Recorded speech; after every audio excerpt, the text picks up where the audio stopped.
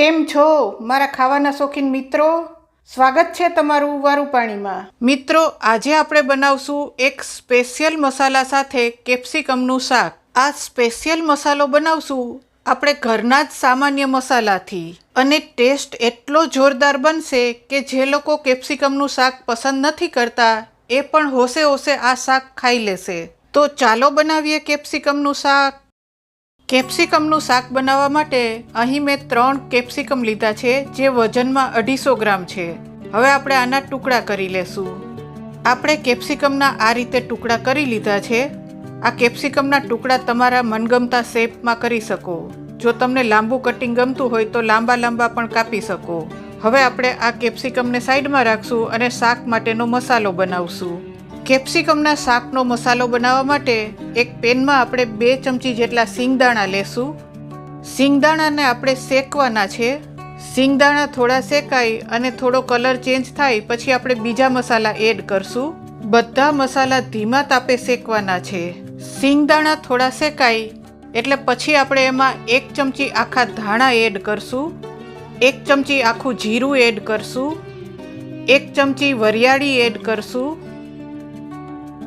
10-12 દાણા આખા કાળા મરીના એડ કરશું. 4 લવિંગ એડ કરશું. હવે ફરીથી આપણે બધી વસ્તુને ધીમા તાપે શેકવાની છે. ધાણા અને જીરુંનો થોડો કલર ચેન્જ થઈ જાય ત્યાં સુધી આપણે એને ધીમા તાપે શેકશું. મિત્રો, આવી જ નવી નવી રેસીપી જોવા માટે મારી ચેનલને સબસ્ક્રાઈબ કરો, લાઈક કરો, શેર કરો, કોમેન્ટ કરો.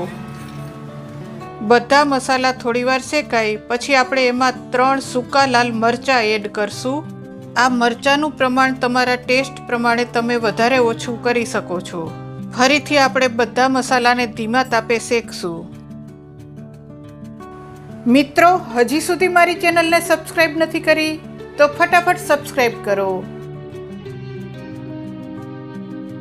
મસાલા શેકાવાની સુગંધ સરસ આવી રહી છે. આ બધા મસાલાને શેકવા માટે ઉતાવળ કરવાની નથી. બધી વસ્તુ ધીમા તાપે જ શેકવાની છે. આ રીતે ધીમા તાપે શેકશું અને પછી એનો મસાલો બનાવશું તો એનો ટેસ્ટ ખૂબ જ સરસ આવશે. હવે આપણા ધાણા અને જીરુંનો કલર ચેન્જ થઈ ગયો છે અને મરચાં પણ શેકાઈ અને સરસ ફૂલી ગયા છે. હવે આપણે એમાં બીજા મસાલા એડ કરશું. 1 ચમચી જેટલો સૂકા નાળિયેરનો ભૂકો એડ કરશું અને 1 ચમચી જેટલા સફેદ તલ એડ કરશું. આ બંને વસ્તુને થોડી જ વાર ફેરવી અને ગેસ બંધ કરી દેશું. ગેસ બંધ કર્યા પછી પણ આપણે એને થોડી વાર ફેરવશું કારણ કે આપણી પેન પણ ગરમ છે, બધા મસાલા પણ ગરમ છે, જેના કારણે આ બંને વસ્તુ સરસ શેકાઈ જશે. પછી આપણે આ બધી વસ્તુને સરસ ઠંડી થવા દેશું. પછી આપણે એને મિક્સરમાં ક્રશ કરી લેશું. મિક્સરમાં ક્રશ કરતી વખતે હજી આપણે બીજા મસાલા પણ એડ કરશું. આપણે જે મસાલા શેકીને રાખ્યા હતા એ હવે સરસ ઠંડા થઈ ગયા છે. એને આપણે એક મિક્સર જારમાં લઈ લેશું.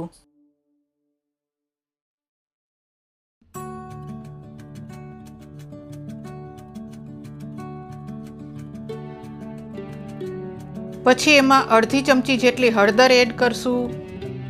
સ્વાદ પ્રમાણે મીઠું એડ કરશું. મીઠાનું પ્રમાણ થોડું વધારે જ એડ કરશું કારણ કે આમાં કેપ્સિકમના ભાગનું મીઠું પણ આમાં જ એડ કરી દેશું. થોડી હિંગ એડ કરશું અને અડધી ચમચી જેટલો આમચૂર પાવડર એડ કરશું. જો તમારે આમચૂર પાવડર એડ ના કરવો હોય તો કેપ્સિકમનું શાક બની જાય પછી છેલ્લે એમાં લીંબુનો રસ એડ કરી શકાય. હવે આ બધી વસ્તુને આપણે મિક્સરમાં દરદરું પીસી લેશું. બધા મસાલાને આપણે મિક્સરમાં પીસી લીધા છે. આપણે એનો ફાઇન પાવડર કરવાનો નથી. આ રીતે દરદરું જ રાખવાનું છે. હવે આપણે આ મસાલાને સાઈડમાં રાખશું અને શાકનો વઘાર કરશું. એક કઢાઈમાં આપણે મોટી 4 ચમચી જેટલું તેલ લેશું. તેલને થોડું ગરમ થવા દેશું. તેલ ગરમ થાય એટલે એમાં થોડી રાઈ એડ કરશું.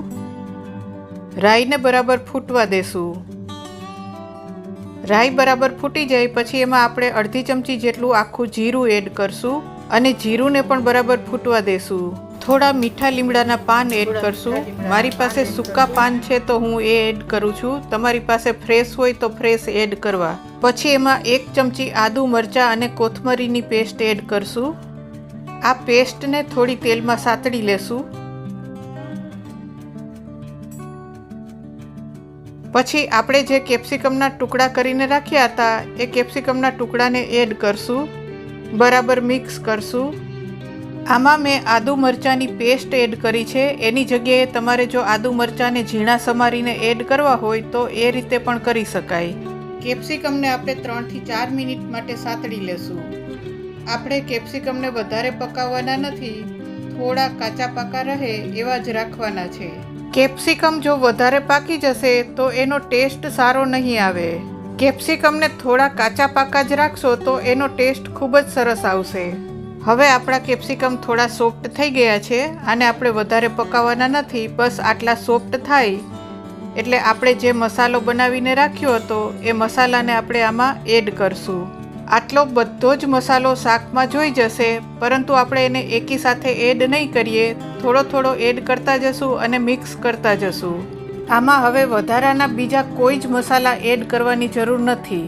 આપણે જે શાક માટેનો મસાલો બનાવ્યો એમાં બધા જ મસાલા આવી ગયા છે. મિત્રો, હજી સુધી મારી ચેનલને સબસ્ક્રાઇબ નથી કરી તો ફટાફટ સબસ્ક્રાઇબ કરો અને બાજુમાં રહેલા બેલ આઇકનને ક્લિક કરો, જેથી મારા દરેક નવા વિડીયોની નોટિફિકેશન તમને મળતી રહે. બનાવેલો બધો જ મસાલો અને કેપ્સિકમ બરાબર મિક્સ થઈ ગયા છે. જો તમારે આમચૂર પાવડરની જગ્યાએ લીંબુનો રસ એડ કરવો હોય તો છેલ્લે ગેસ બંધ કર્યા પછી એમાં લીંબુનો રસ એડ કરી બરાબર મિક્સ કરી લેવું. હવે આપણે ગેસને બંધ કરશું અને શાકને સર્વ કરશું.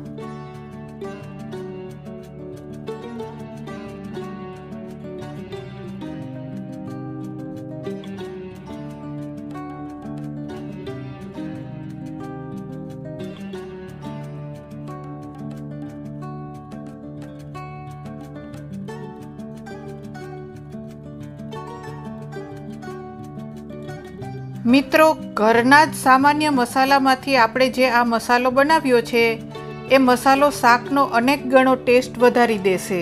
તો તૈયાર છે આપણું ખૂબ જ ઝડપથી બની જતું ખૂબ જ ટેસ્ટી કેપ્સિકમનું શાક. જો તમે આ રીતે એક વખત કેપ્સિકમનું શાક બનાવશો તો વારંવાર બનાવશો. તો મિત્રો, તમે પણ આ રીતે બનાવી ટેસ્ટ જરૂરથી કરશો અને તમારી કોમેન્ટ મને કોમેન્ટ બોક્સમાં જરૂરથી આપશો.